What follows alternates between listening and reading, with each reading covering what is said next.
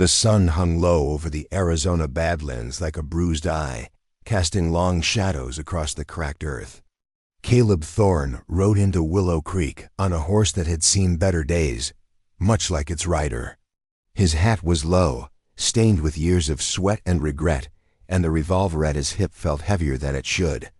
He had come for one reason: to disappear. The town didn't ask questions of strangers who paid in gold and kept their eyes down. Willow Creek was a place where dreams went to die slow deaths. Saloons lined the main street, their batwing doors swinging with the comings and goings of miners, gamblers, and men running from something. Caleb tied his horse outside the livery and stepped into the dim light of the rusty spur. The barkeep, a man with a scar that split his left eyebrow, nodded without smiling. "Whiskey," Caleb said, sliding a coin across the bar. The barkeep poured, then leaned in. "You look like a man with ghosts." Caleb didn't answer. He drank in silence, letting the burn chase away the memories that clung to him like dust. 10 years ago, he had been a different man, lawman, husband, father. Then the raid came. Outlaws burned his ranch, took his wife and son. He hunted them down, one by one, until the blood on his hands matched the blood they had spilled. Justice, they called it. Revenge, he knew it was. The law turned a blind eye, but the guilt never did. He finished the whiskey and walked out into the cooling evening. The streets were quiet, save for the distant strum of a banjo from the saloon. He needed a room, a place to lay his head and forget. The boarding house at the end of the street had a vacancy sign swaying in the breeze. He pushed open the door. Inside, the air smelled of lye soap and old wood. A woman behind the counter looked up. She was older, her face lined like dry riverbeds, but her eyes were sharp. "Room for the night?" Caleb asked. $2, she said. "Breakfast included if you don't cause trouble." He paid and took the key to room number 4. The hallway was narrow, the floorboards creaking under his boots. He opened the door, expecting a simple cot and wash basin. Instead, there was a girl. She sat on the edge of the bed, hands folded in her lap, staring at the floor. Her dress was torn at the hem, her dark hair falling in tangled waves over her shoulders. She couldn't have been more than 20, but her eyes held the weight of someone much older. Caleb froze in the doorway. "Who are you?" She lifted her head slowly. Her gaze met his, steady and unblinking. "They said you'd come." "Who said?" "The men who brought me here." Her voice was soft, almost a whisper. "They said a man paid for me. That you'd want to finish what you started." Caleb's hand drifted toward his gun. "I didn't pay for anyone." She stood, moving with a grace that didn't match the fear in her posture. "You did, 10 years ago. In a canyon south of here. You paid in blood." The words hit him like a bullet. 10 years ago. The raid. The outlaws. He had tracked the last one to a hidden camp, killed him in a fight that left him bleeding and broken. But there had been no girl. Just fire and screams. "You're mistaken," he said, stepping back. "Am I?" She reached up and pulled the collar of her dress aside. Beneath the fabric, a scar ran across her collarbone, jagged, old, the mark of a brand. The same brand the outlaws had used on their stolen horses and on their captives. Caleb's stomach turned. "Who are you?" "My name is Elena." She let the collar fall back. "They took me when I was 10. My family was killed." "You killed the last of them, but you left me behind." He shook his head. "I didn't know. You didn't look." Her eyes filled with something that wasn't quite anger, resignation, maybe. "They sold me after that. From one hand to another, until tonight. They brought me here and said the man who paid in blood would finish it. End my suffering. Or take what he wanted." Caleb felt the room tilt. "I don't want anything." "Then why are you here?" She stepped closer. "You paid for me with your vengeance. Now finish it." The words hung between them like smoke. Caleb backed away until his shoulders hit the doorframe. He wanted to run, to ride out of Willow Creek and never look back. "Get out," he said. "Go. I'll give you money, horses, whatever you need." She shook her head. "They'll find me." "They always do." her lips curved in a sad smile. "You think it's that easy?" He didn't answer. Instead, he turned and walked down the hall, heart pounding. The landlady watched him from the counter, but said nothing. Outside, the night air was cool. Caleb leaned against the hitching post, breathing hard. He had come to disappear, but the past had found him first. And it wore the face of a girl who had waited 10 years for him to make things right. Or to make them worse. He looked back at the boarding house.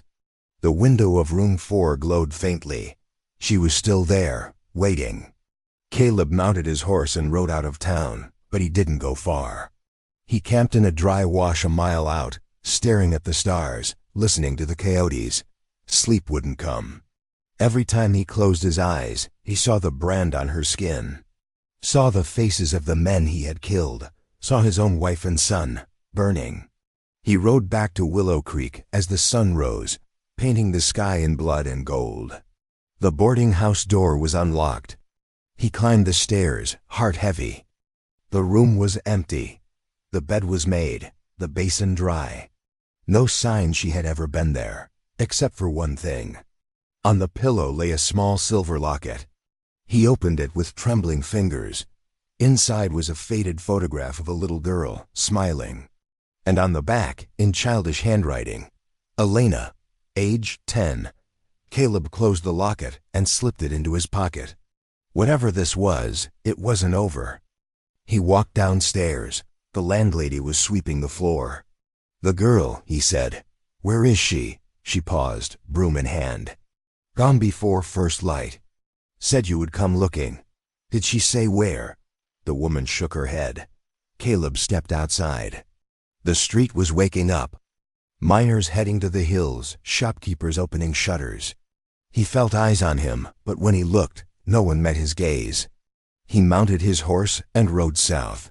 The canyon south of Willow Creek was a scar in the earth, deep and red as an open wound. Caleb rode down the narrow trail that wound between sheer rock walls, the same path he had taken 10 years ago when vengeance still tasted like purpose. Back then the ground had been soaked with blood, his and theirs. Now it was dry as bone, the only sound the scrape of his horse's hooves and the distant cry of a hawk circling overhead. He kept the silver locket in his shirt pocket, close to his heart, as if it might burn a hole through the fabric and remind him he was still capable of feeling something other than guilt. Elena's words echoed in his skull. "You paid for me in blood. Now finish it." He didn't know what she meant, whether she wanted death or deliverance, but he knew he couldn't ride away and pretend she had never existed. The sun climbed higher, turning the canyon into a furnace. Sweat stung his eyes. He stopped at a trickle of water that seeped from a crack in the rock, let the horse drink, then cupped his hands and splashed his face. When he straightened, he saw the boot prints, fresh, small. A woman's boot, heel worn on the outside from years of walking uneven ground. They led deeper into the canyon, toward the place where the outlaws had made their last stand. Caleb followed them. The trail narrowed until he had to dismount and lead the horse. The walls closed in, blocking the sun, throwing long shadows that made every boulder look like a man waiting with a gun. He moved slowly, hand resting on the butt of his revolver, ears straining for any sound that wasn't wind or water. He found the first sign of her at the mouth of a side ravine, a scrap of torn cloth caught on a jagged rock, the same faded blue as her dress. He plucked it free and rubbed it between his fingers. It smelled faintly of sage and fear. Further on, the boot prints grew uneven, as though she had begun to run. Then they stopped abruptly at the edge of a dry wash. Caleb crouched, studying the ground. Someone else had been here, larger boots, heavier tread. 2 sets. They had come up behind her, flanked her. The prints told the rest of the story. She had struggled, been dragged back the way she came. He stood, jaw tight. Someone had taken her, again. He mounted and rode hard, following the wider trail left by the men and the horse they must have used to carry her.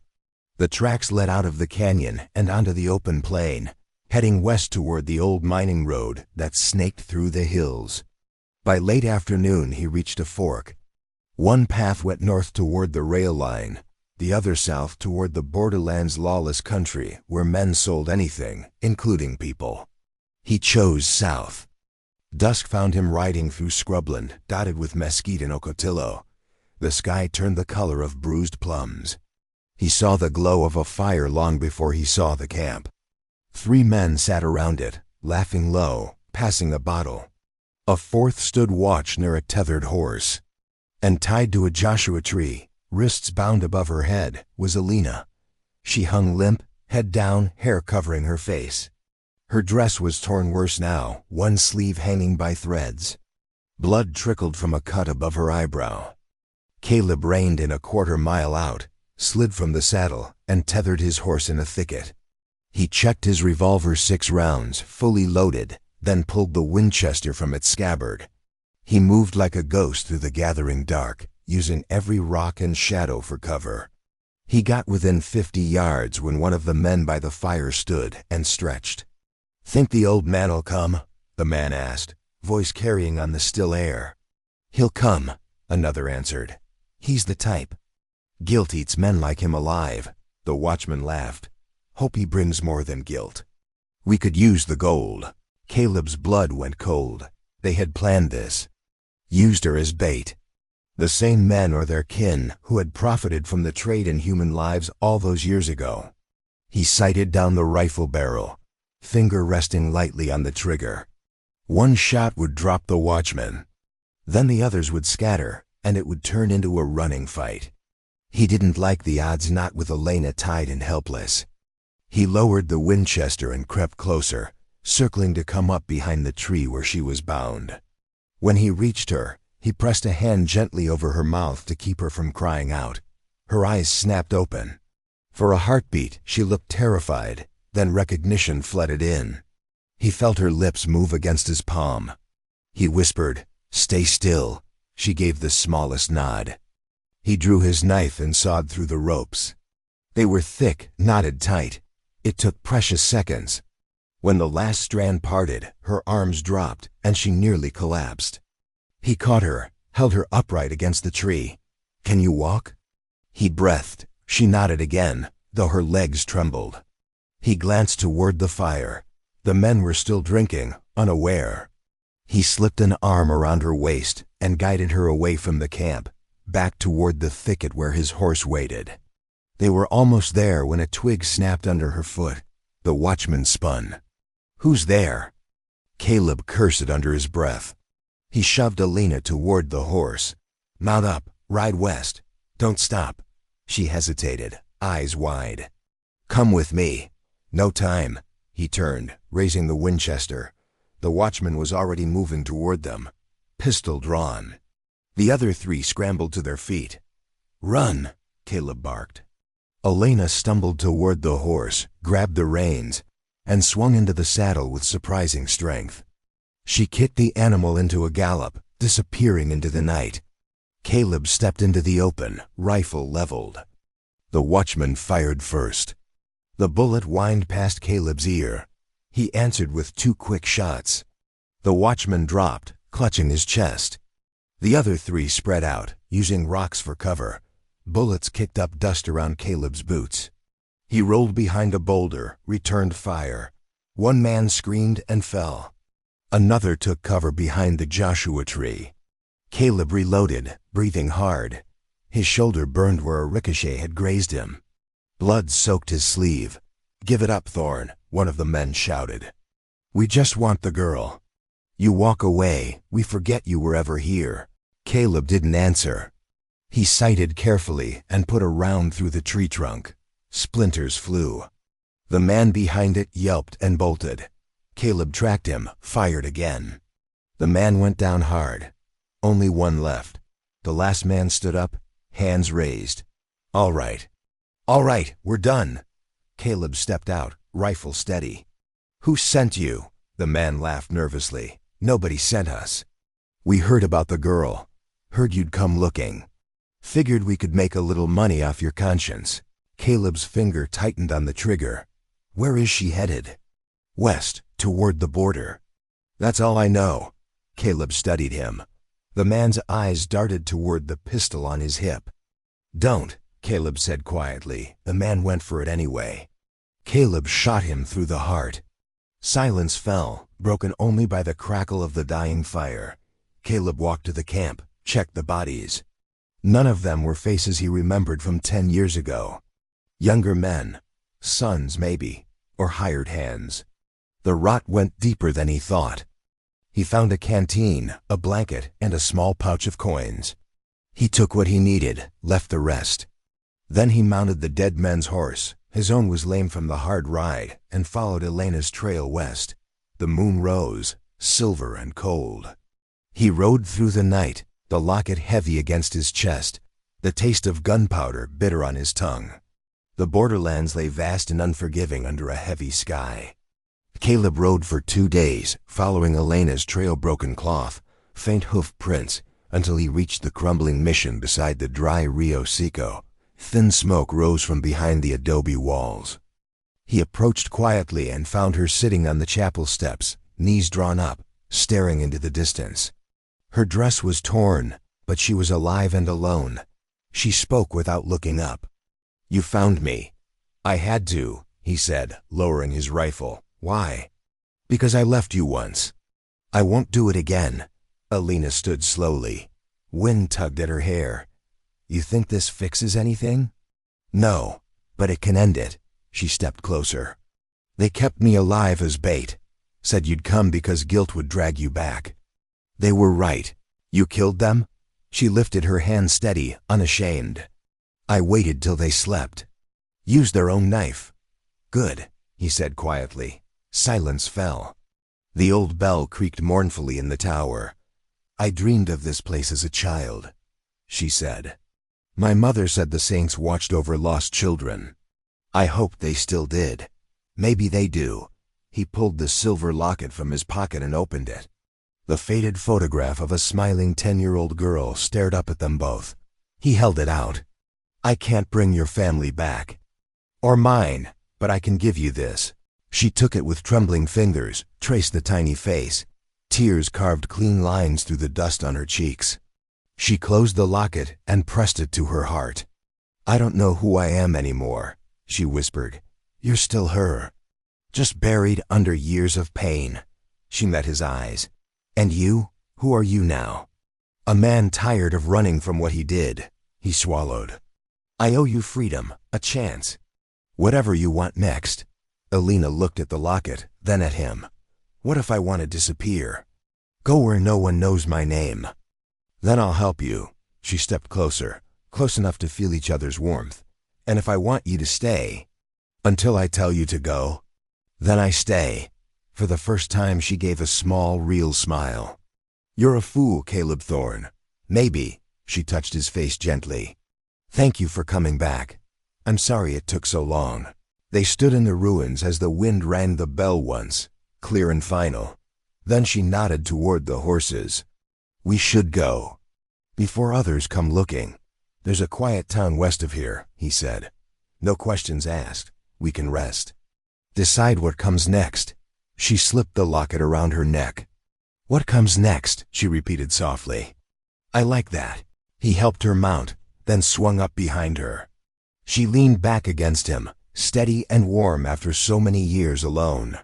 They rode west into the setting sun, 2 shadows moving across the desert toward something new. The ruins faded behind them. Tomorrow no longer felt like a threat.